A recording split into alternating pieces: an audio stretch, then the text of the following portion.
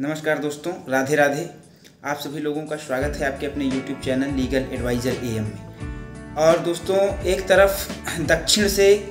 सनातन विरोधी आवाज़ उठ रही है, कभी MK स्टालिन तो कभी ए राजा तो कभी किसी यूनिवर्सिटी का वाइस चांसलर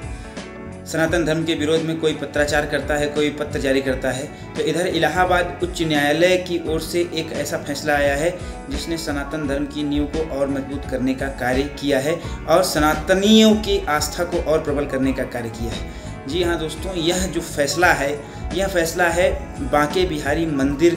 की जो संपत्ति थी उस पर जो एक मस्जिद का नाम अंकित कर दिया गया था उस संबंध में। और इससे पहले कि हम इस फैसले को आपसे बताएं, आपका निवेदन है कि आप चैनल को सब्सक्राइब करिए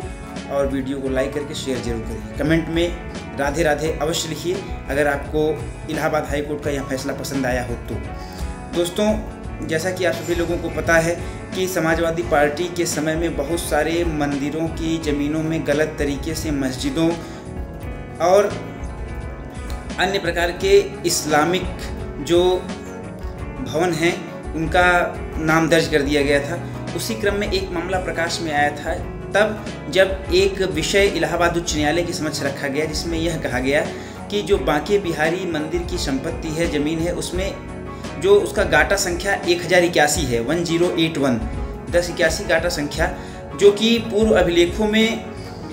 बांके बिहारी जी के नाम से दर्ज है, उसके स्वामी बांके बिहारी जी ही हैं। लेकिन बीच में उसमें उसकी एक भाग पर किसी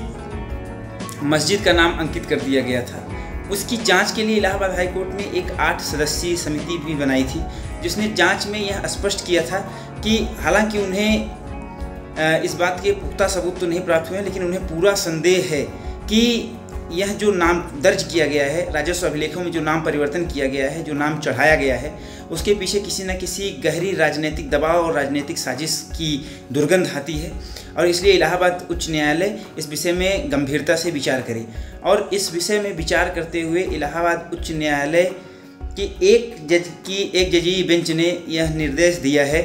कि जो बांके बिहारी मंदिर की संपत्ति है, जो ज़मीन है, वह पूरी तरीके से श्री बांके बिहारी जी की ही है। और जो मस्जिद का नाम उसमें अंकित किया गया है अभिलेख में गाटा संख्या 1081 में, वह पूरी तरीके से अवैध और शून्य है। और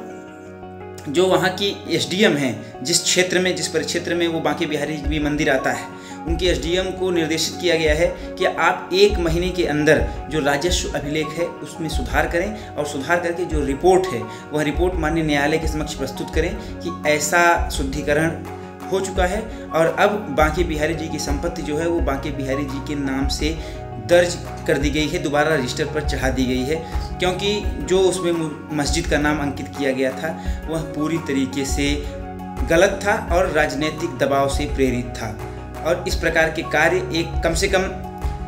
जब संविधान का मूलभूत ढांचा है उसमें धर्मनिरपेक्षता भी एक शब्द है और वह मूल आत्मा की श्रेणी में आता है, तो संविधान की मूल आत्मा के हनन का विषय हो जाता है अगर इस प्रकार से किसी धर्म की भावना को आहत करने का प्रयास राजनीतिक दबाव में किया जाता है। तो इसलिए इलाहाबाद उच्च न्यायालय ने उस जो मस्जिद का नाम दर्ज था उसको प्रारंभ से शून्य घोषित करते हुए तत्काल प्रभाव से उसमें परिवर्तन का निर्देश दिया है। एक बार अगर आप लोग, फिर से निवेदन है कि अगर आप लोग इलाहाबाद उच्च न्यायालय के इस फैसले से प्रसन्न हैं तो कमेंट में राधे राधे जरूर लिखिए और वीडियो को अधिक से अधिक शेयर करिए।